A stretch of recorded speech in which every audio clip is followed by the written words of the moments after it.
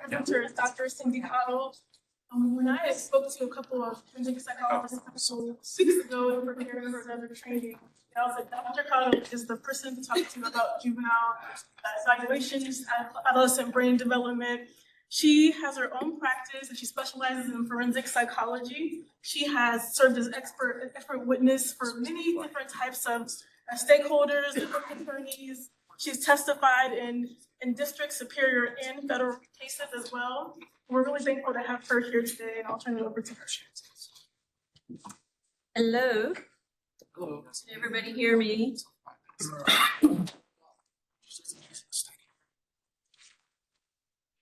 Okay. Let me see. I've lost the remote. That is not a good start. So the memory portion of your brain is the part that's not working for me right now. Here it is. Okay. Okay. So I am going to talk with you. I'm sorry, man. We can't hear you back here. Can't hear? Okay, let me try again. There was a speaker mic up on the stand. I don't know what happened to it. Can you hear me better now? I'll go ahead and go with the original mic. I can do that. Where did they might have took the bending one to chop? They were having some problems. I'm gonna hold this up until they come back with the original mic. Does that work? Okay. It's better. Okay, so I'm gonna do that.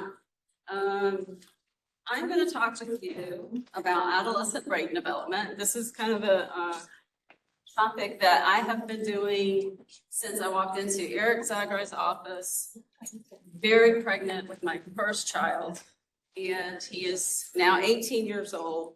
So when I say that I have lived through adolescence and watched it and changed my speech as a result of having children, I am not kidding.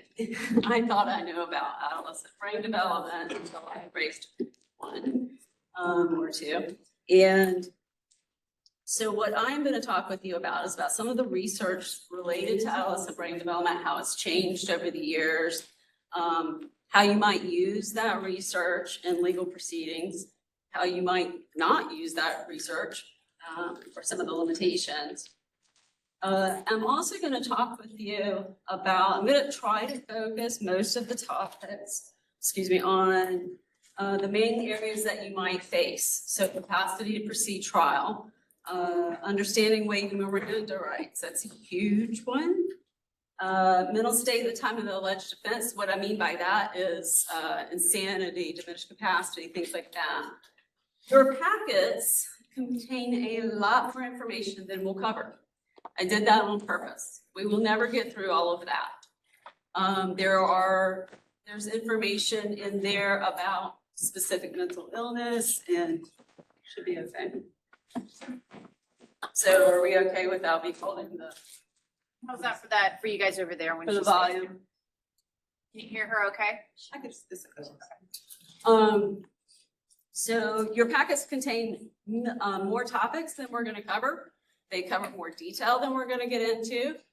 And that's kind of to save on time and because there's so much. And so if you have a specific instance, what I'm going to be talking to you about is normal adolescent development. And by normal, I mean that never happens. Okay, so normal is just completely discontinuous, and you'll see what I'm talking about. You know, it's normal to have risk taking and all of those kind of things. But there are other situations that are very case specific, PTSD, for example, autism, and other conditions that I've included some slides and some other information in there for that. But what I want to talk with you about, though, are those instances where, and how to deal with and what to look for in approaching these cases. But first, because I've gotten older in doing this, I want you to take a couple of minutes. You can write it down. You can yell it out. I want you to remember what it was like to be a teenager. And I discovered this week that that's not easy to remember. I had a really hard time. And so these are some questions to help prompt your memories. What year you graduated, maybe? What was awful to you at the time? What meant a lot? My hair, where's Miss Manette? Kelly, she stepped out. My hair meant a lot to me. It's never meant so much except for today because I compete with her on that. But she'll be talking with you later. I think I killed the ozone layer because of when I was a teenager. So to help you prompt some memories, I've got some pictures for you. Because I really want you, for this presentation, I want you to think like a teenager, okay?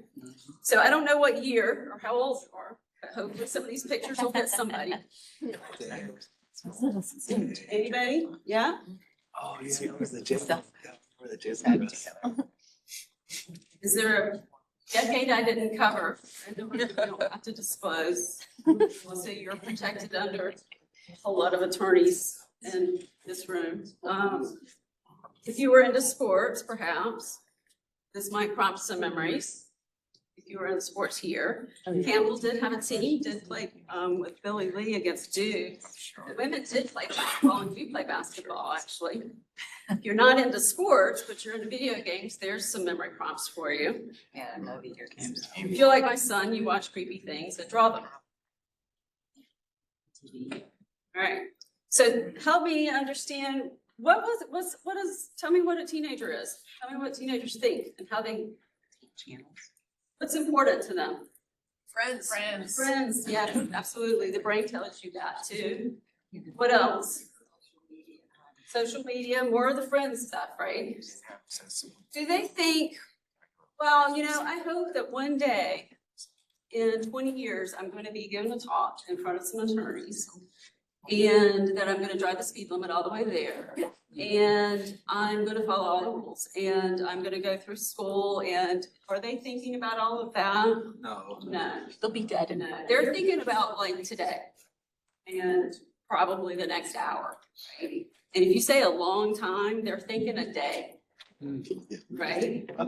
And it's hard for us as adults to think like that. It's really hard. So as an example with my son, he has, you know, a friend of his was really upset and he was really upset therefore and all kinds of things. And I thought, this is gonna be over like tomorrow. And he's like, this is never gonna end. It's the worst thing, yada, yada. And I'm just in there, this is gonna end, it's gonna end like tomorrow. And then sure enough, it did. You know, it's a different mindset and everything's important. It is emotion and drama, right? It's just a period of emotion and drama. And there's a reason for that.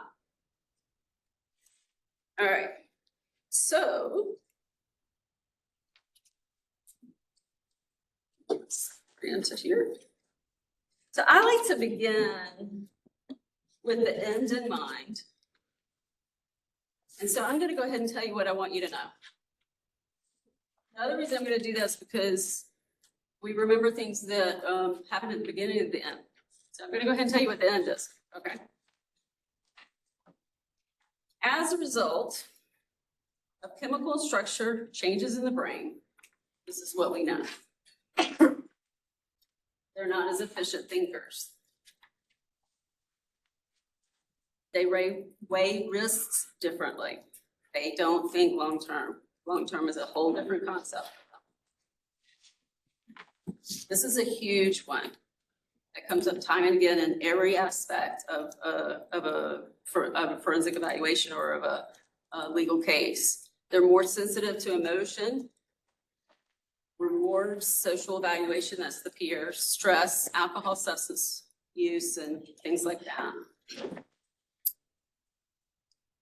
This one's fun, this next one. Older adolescents may be as capable as adults of making decisions in some context. That is a powerful sentence. So anybody ever done any work with a high school debate club? They are great. That is awesome. I mean, they come up with these fantastic arguments and debates and you're like, wow, you are so mature. And yet then that night, maybe they don't do that, show that same level of maturity, do they? And there's a reason for that. There's chemical and structural changes in the brain that explain why that is. I can't tell you how many conversations that I've had with adolescents, and I won't beat up my children. I've promised them they're now of an age where they've asked consent rights and stuff. But they, I can tell you that reportedly, maybe if I were a teenager, I might have had a conversation with my significant other's mother one day and gave her a very well-reasoned argument as to why you would never do alcohol or drugs or do anything stupid. And you would stay home on Friday evenings and study and read. And then later that night, reportedly, allegedly, perhaps I was, involved in a situation where the police called that woman and to come pick up that person's, maybe it was a friend of mine, maybe it wasn't me. And then that mother looked and said, what were you talking about earlier today? And that's what I'm talking about. They can be very reasoned in one situation and not at all in another. And we'll talk about why. So let's back up. There's 4 lobes of the brain: frontal, parietal, temporal, occipital. I do have an actual plastic brain. I bought this because I always wanted it, and now that I'm using it, I get the tax write-off, so I'm feeling good about it. See? This, I could take it apart. I'm not sure I'd be able to put it back together, but we will talk about it a bit, so I'm going to. We are going to be talking about not all of those regions. We're going to talk about the frontal lobe. We're going to talk about the limbic system the most, okay? So the frontal lobe, prefrontal cortex in the front, and then we're going to be talking about the inside, okay? We'll get to that in a moment. I'm going to put my brain up here. Okay. It's plastic, and that comes back to. So, all right. The temporal lobe is auditory processing. Parietal is more touch, body orientation. Occipital is this vision, sight. Temporal, I think I just said that one, is language. Some memory. Cerebellum is what they test when they're doing sobriety. Things like that. Okay. So I made this a court case for entertainment value.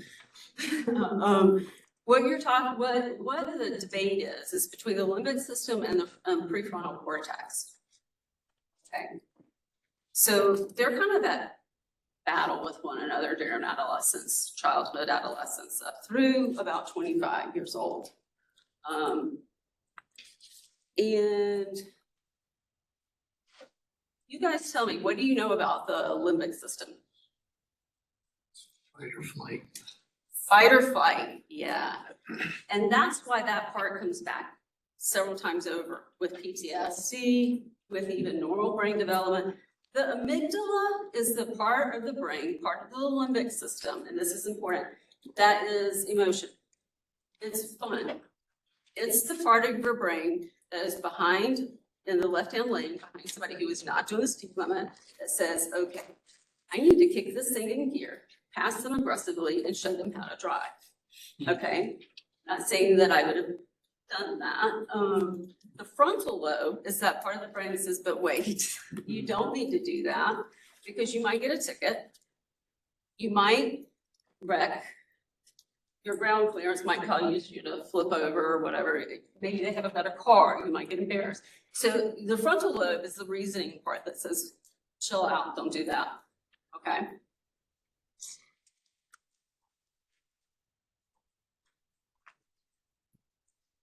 So these are kind of the interior versions of that. What you see there is the amygdala deep inside. It's a powerful thing though. The amygdala is implicated in so many different things. Autism is implicated in PTSD, in normal development, in this whole system, and the sensitivity to alcohol and substances. And differently so for adolescents than adults. More so, the intensity meter is raised with adolescents than adults. The reason for that, and I'll get into this in a second, I'm going to repeat, this is going to be a little repetitive just so that it sticks. The connections between this part of the brain, that interior part of the brain, and the frontal cortex are still developing. Until those are strong, that amygdala is a powerful winner. Okay, it just is. And so those connections have to be made. What's beautiful and amazing about that is that in adolescence, and what was missing on that last slide, I meant to ask what was missing, is that adolescence therefore is an age of opportunity. That's when you can have an effect. That's when you can say, hey, listen, and I've done this with my children who I'm sure are gonna need a lot of therapy because I've taught them about the brain since they were in utero. And I have explained, well, you know, your amygdala right now is functioning. And what we need for you is your frontal lobe right now in this situation. And so, so we're gonna need to have that conversation, get your frontal lobe intact. If you could just get in touch with that and come back into the room when that happens. And I'm actually not even kidding. I kind of do talk to my kids that way, but they do but it helps them kind of slow down and understand what I'm saying. Any questions about this part? And again, I'm just giving you a broad overview. Nobody's going to leave here being a neurologist today. Okay, not even me, really, because I'm not. This is another version of what I just said. So the amygdala is that part of the brain. It doesn't care if the emotion is good or bad. I have a fear of snakes. I feel like it's a rational fear, even though I've never been bit by one. But when I see a stick on the greenway, it becomes an anaconda, and I am terrified. So my amygdala is fully functioning at that time. And my frontal lobe, which would say, hey, so Cindy, this is not an anaconda or a snake. You've never been bitten. And if you were, you know of plenty of instances. The logic and reasoning is not there. Because those connections are so strong from the amygdala to the frontal lobe. Apparently for me, it never happened in that specific instance. And that is sort of what happens with PTSD. So think about that for a second. Think about your clients. Who's had clients who have been situated or raised in situations or have witnessed something traumatic? Anybody? What happens? They become really hypersensitive, don't they, to their environment. They pay attention to where they sit in the room. So I'm going to tell you a quick story. I wish I would have come up with the slide like with the story time. I'll have to steal that for next time. But there was a client I evaluated. When I say a client, I'm probably combining 4 of them so that I'm not disclosing anything, and also because my memory is that bad. There was a client that I evaluated, and I saw him in the waiting area, and he was with a guardian.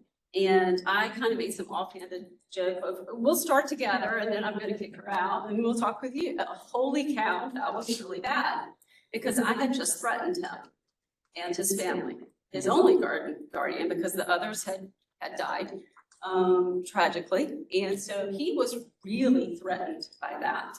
And became very, you know, I had to back way off. It probably took me 2 sessions to get over that one comment that I made.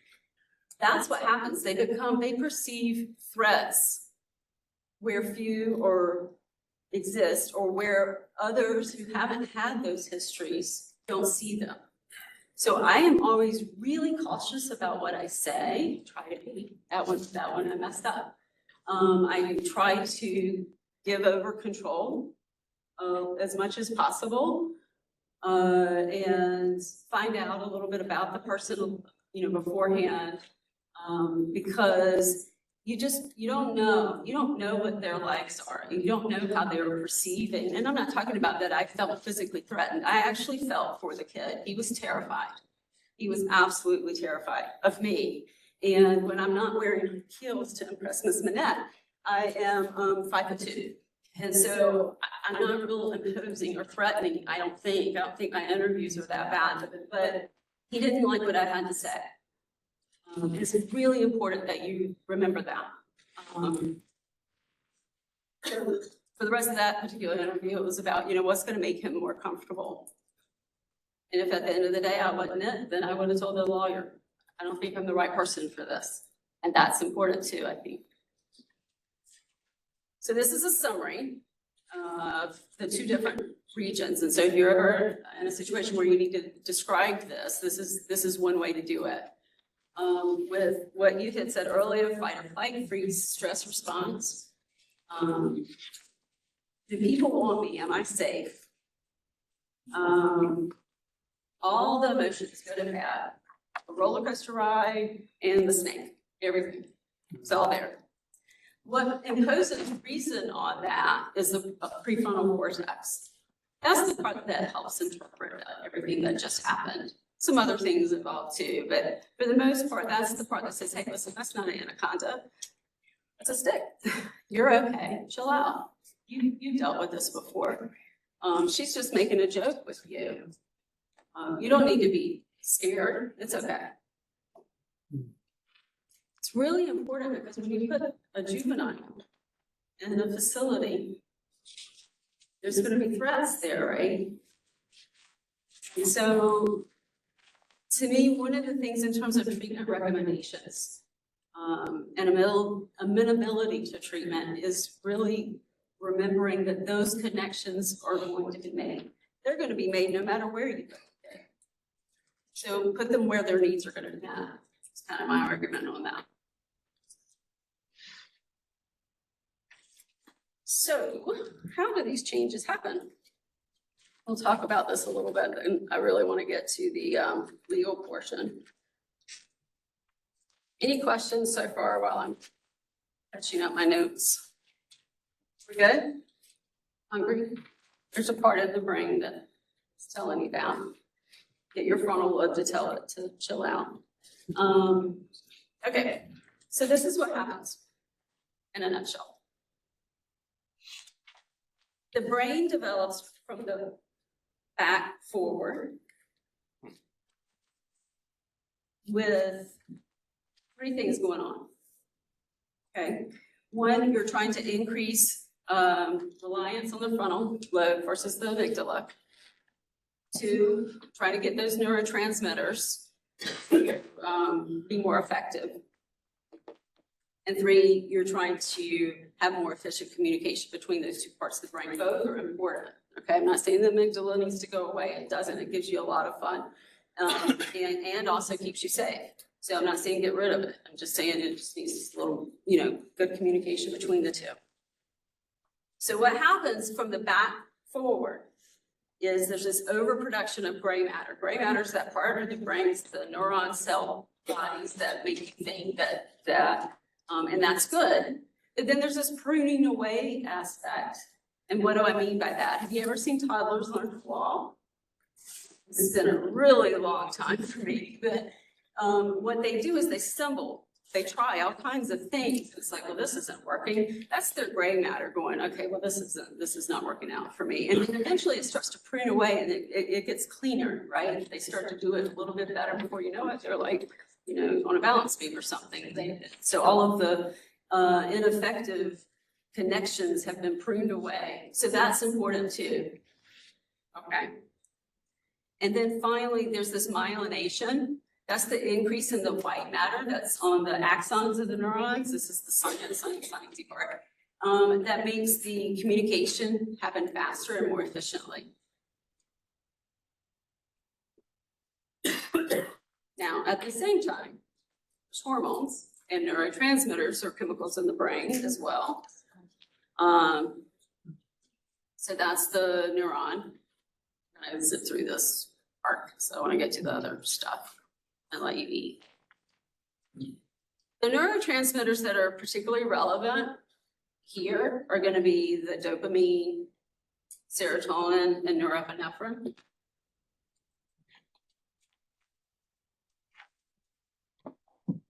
That for a second. Dopamine is in that reward pathway. We should remember reward pathway.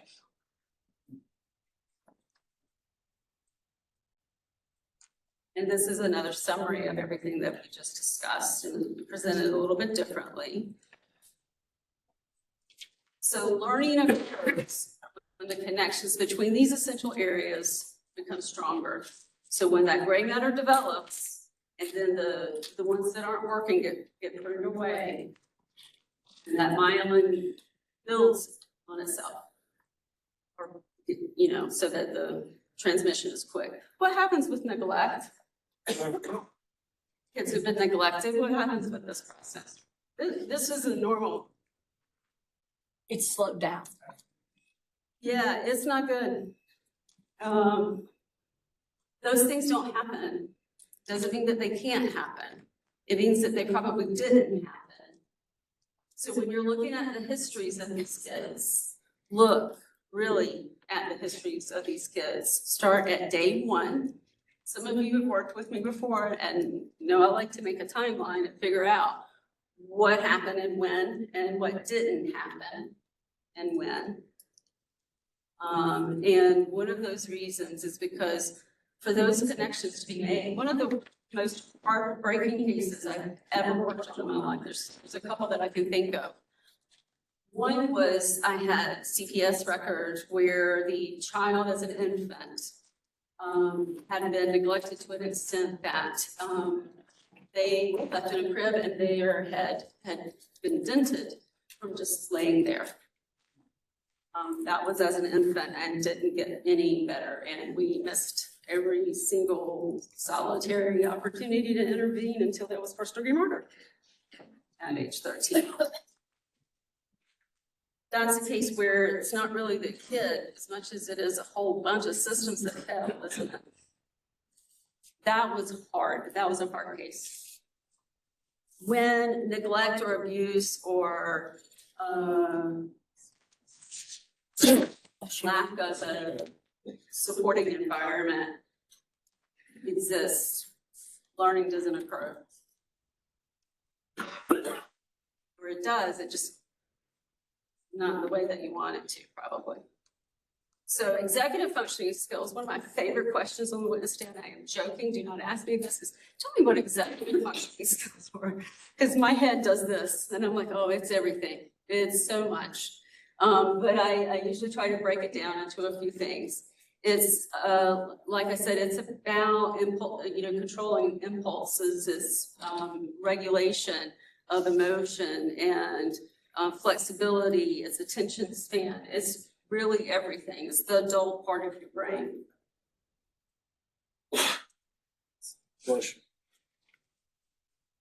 Now, we talked about the connections between the amygdala and the prefrontal cortex are not being strong. The neurotransmitters are more active in the amygdala. That's the what part?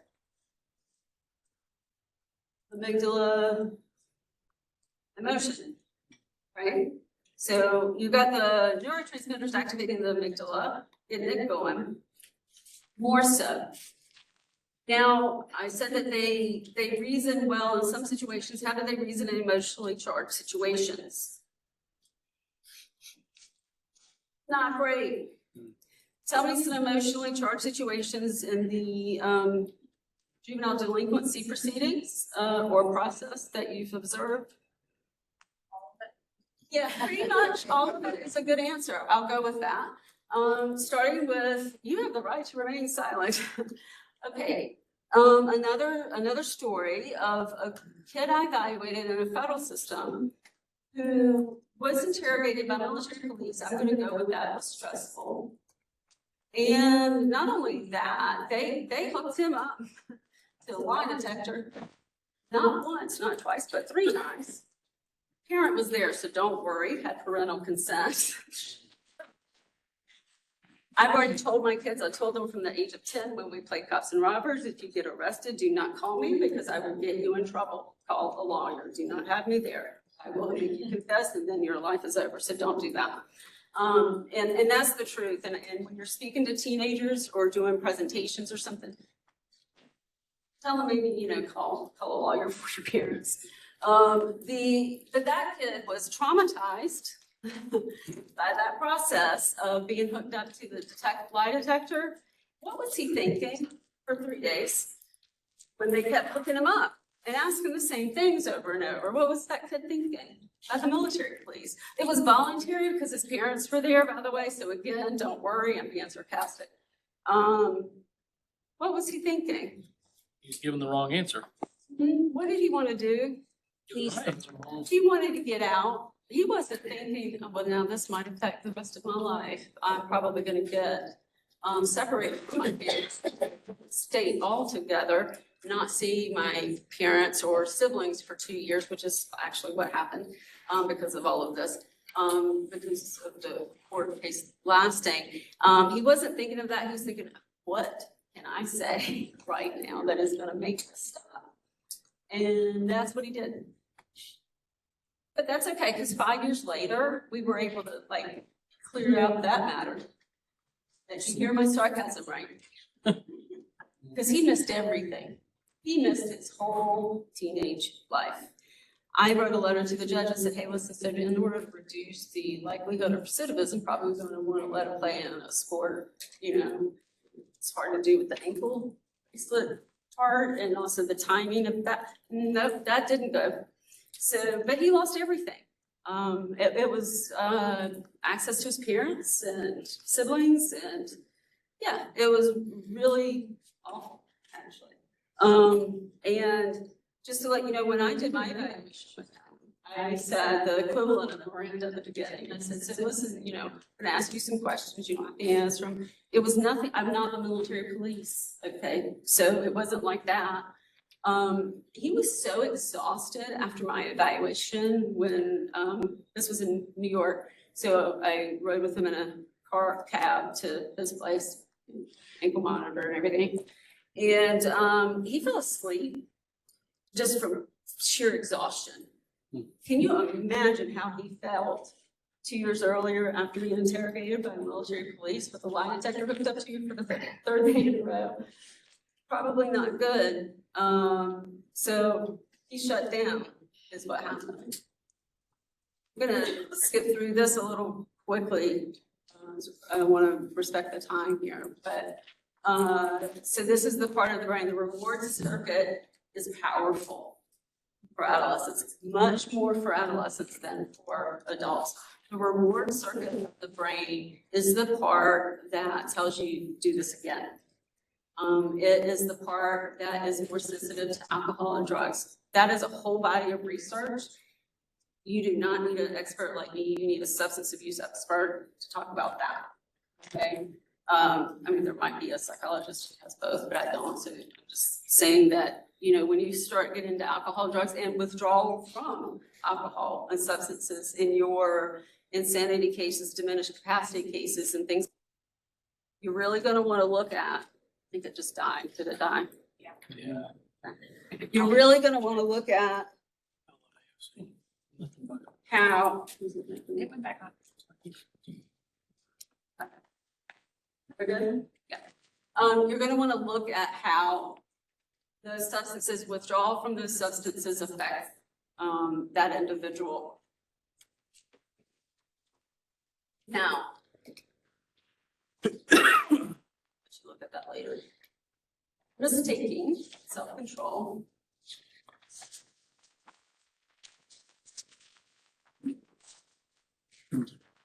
That's a building I recently climbed the top of. I'm very proud that I still have my amygdala intact. I had a great time. My husband thought I lost my mind and said, did you lose your mind? And I said, no. Actually, my frontal lobe is much more functioning now than it was in adolescence. And I don't think I would have done that as a teenager. Other things, but not that. But this is another summary slide where, with respect to risk taking, adolescents take risks. They should. That's normal. Okay, taking risks means they are learning something, and that's a good thing. At the same time, they are constantly seeking that thrill of climbing to the top of that building. Some of us just don't grow out of it. I did have a safety harness, so that was the frontal lobe. But they're less reasoned in doing so. They're not as quick, and they don't really weigh the risks very well. They don't think, and I might get a speeding ticket or somebody might get hurt. They are really motivated by what feels good and right in that moment. They are motivated by get me out of this room and these things out of me. I do not want to be in this interrogation situation anymore. I will say anything to get out of it because, and it comes up with capacity proceeding too. They're like, if I ask, so would you hypothetically, which is hard for them to do, would you take a plea bargain if it meant get out? Yes. That's their answer. And I'm like, I haven't finished the question yet. And they're like, yeah, I would do whatever to get out next week. And I'm like, okay, that even if you like are guaranteed 99% sure that the evidence, there's none against you, you're gonna win. You're gonna have to stay in detention. No, don't want to do that. Because they want out now. That's all they're thinking about. And that is one of the factors that I evaluate in capacity. Can they put that on hold and think through what's better for them in the long run?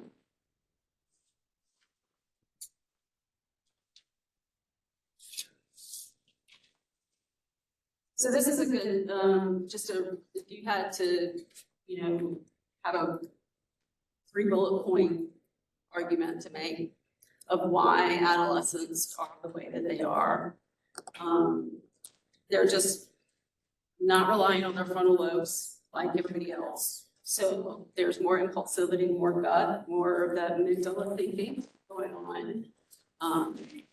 Their neurotransmitters are not as effective, so they are constantly, that's where you get the moodiness, that's where you get, problems with attention and concentration. And those connections between the two, connections that connect that emotion with experience that says it's not an anaconda, it's just a stick. They're not there.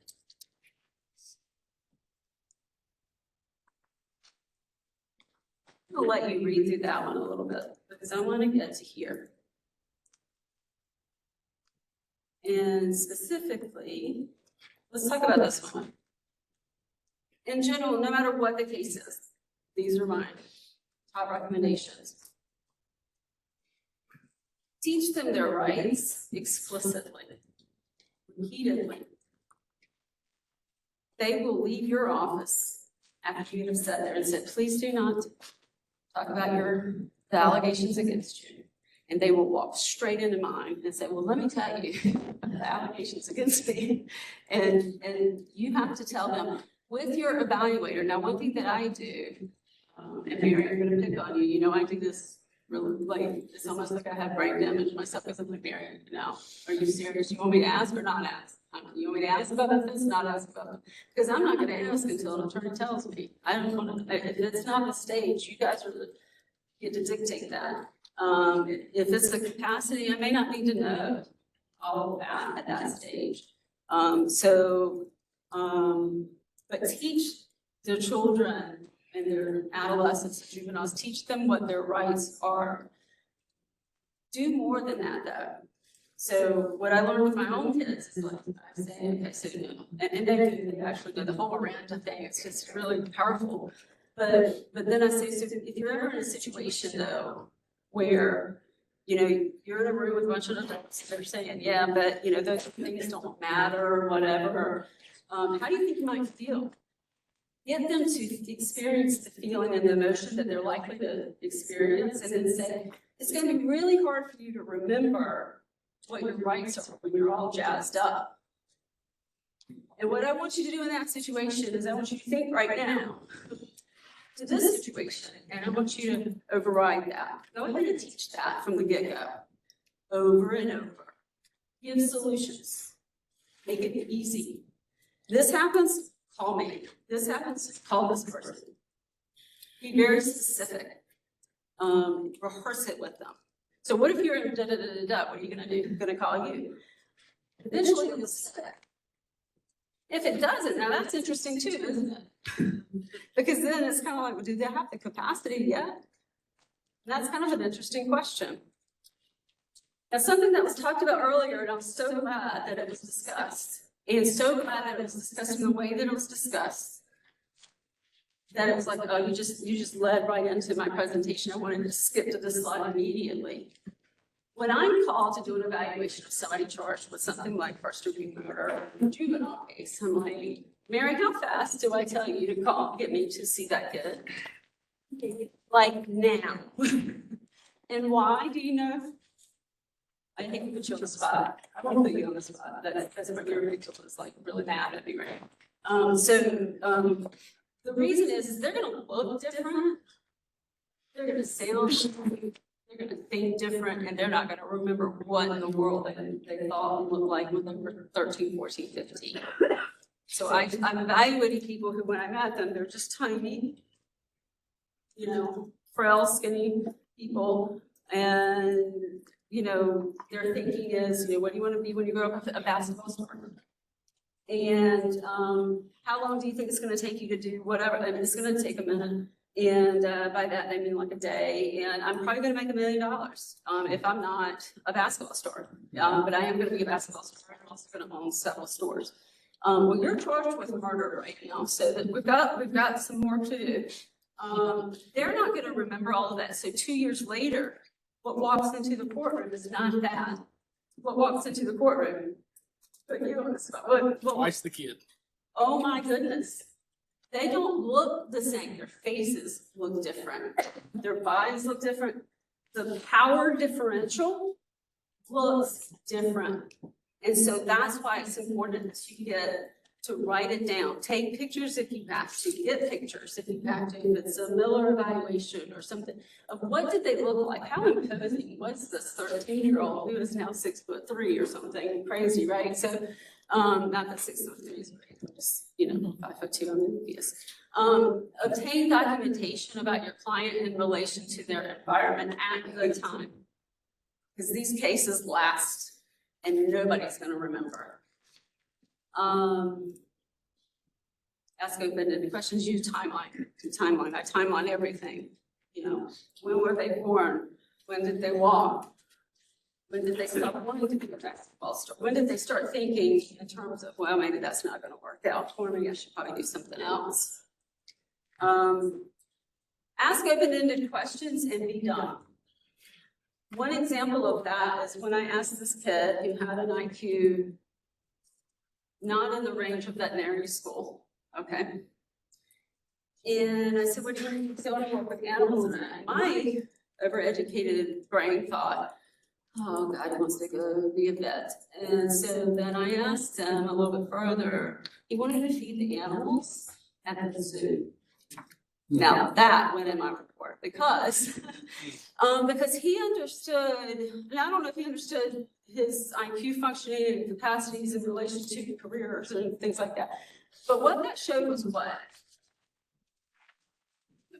Like, he wasn't a psychopath. He cared about something, living things, right? That's a caretaking answer, and it was a beautiful answer. It was really powerful.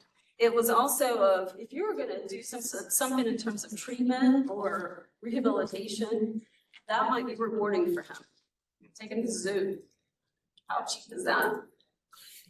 So be open-minded about those things. Through some things here. I'm going to touch on Miranda over and above capacity. Capacity, I won't have time for probably, but because Miranda, I think, is very important in this specific instance, I want you to remember that there is an inherent power differential in that questioning that raises the emotion. Their amygdala is functioning during Miranda. So I'm going to say that again. It is their amygdala functioning. And even if they don't even get read the rights, because most of the ones aren't, right? They sneak in there and they're like, oh, and it was, their parents were present. It was videotaped. They consented. They voluntarily showed up. And I'm thinking, how did they voluntarily get forced into the car by dad? But, I'm not a lawyer. I just explain it. And so keep in mind how susceptible they're going to be to that situation. Those legal police techniques to get information are so much more powerful than an adolescent. They fold every time, and they fold in ways that aren't accurate. I've seen situations where they confess to things and it's like, well, that can't happen. That's not logically possible. It's not physically. Mary, you might remember the one I'm talking about. There's one I'm talking about where, not you, but in your office, where it was kind of like, that's not even physically possible what you're describing. But it implicated the kid. And that's all that mattered at the end of the day. So I would urge you to think in terms of really looking at whatever statements come out of the kid's mouth. A capacity is an interesting one. What is the statute related to capacity to proceed to trial? Do not. There you go. Capacity to proceed to trial. What is the statute related to juveniles for capacity to proceed to trial? Currently, today, as we stand here in 2023, 15A 1001, that is not 7B. Yeah. Right. You know what the capacity standard is? By reason of mental illness or defect, I love that word, they didn't understand the charges against them, and ability to assist in their defense, that kind of thing. I've had. Insanity, that's insanity. That's not Oh, capacity. yeah.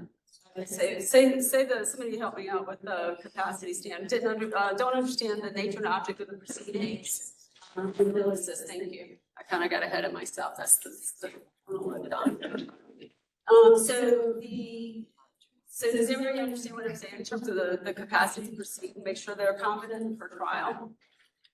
15A 1001 for now is really an adult standard. And so I've been up there and I've said, well, Your Honor, this kid is 9 and the statute says by reason of mental illness or defect. There's not a mental illness or defect at 9. And then I've had people say, well, can you come up with one? And I'm like, well, yeah, but no, I'm not going to, because the problem is the kid, the problem is our system and our statute is wrong. And so I could, but no, because that is wrong. Also a little unethical and demeaning, but if you say it's ADHD, maybe, but it's really actually a statute problem, isn't it? Because mental illness or defect, there's reasons that they're not capable of receiving that have nothing to do with a mental illness or defect. It has to do with the fact that they're 10. Right? I've done evaluations of capacity walking around the parking lot of my office getting M&Ms just to keep their attention span. Confident? No. Dangerous. We got 4 minutes. I'm gonna. Miller and sentencing. Those are huge evaluations. Those are like death penalty in the juvenile system. More than I've done death penalty evaluations before. These are more intense. You're looking at every ounce of their life. You're looking at their across time. You're looking at their context. You're looking at the family context. You're looking at the neighborhood context. You are looking at the world context. Okay, you're looking at everything. That one case that I was talking about earlier, with the kid with the flat head from Child Protective Services, was this his problem? It was the world of problems leading up to that. And I testified in one Miller hearing about, or an AR hearing related to, they said, well, whose fault is it? That's what I was saying. Whose fault? And I said, everybody. The whole system. The system failed them. The school system failed them. The Child Protective Services system failed them. The whole world of things failed this person before they got here. And that's often the case. So I'm going to stop there and put that up there, and then you've got 60 seconds to ask questions or during lunch.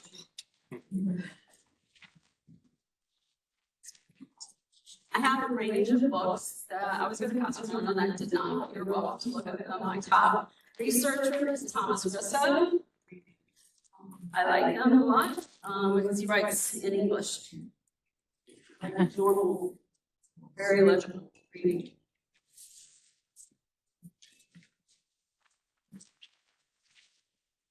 When should you follow that? Or how is that to end it?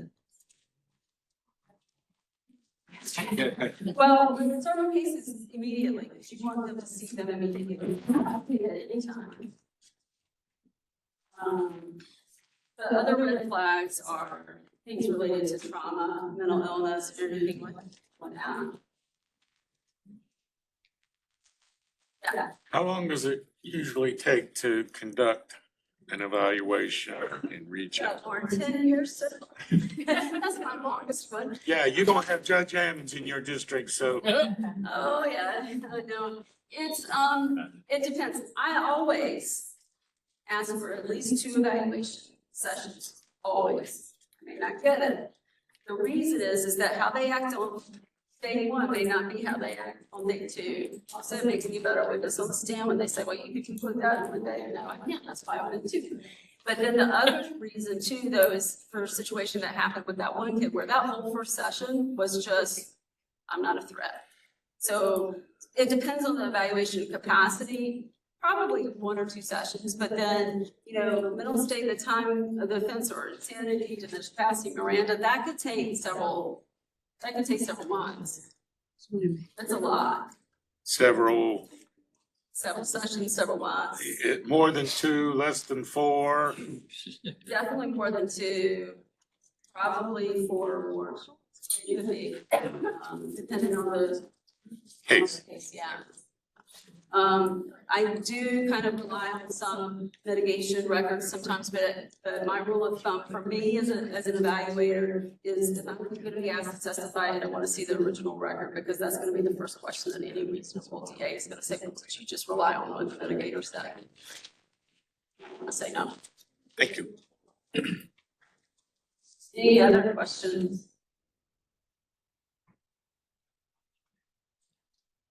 Okay.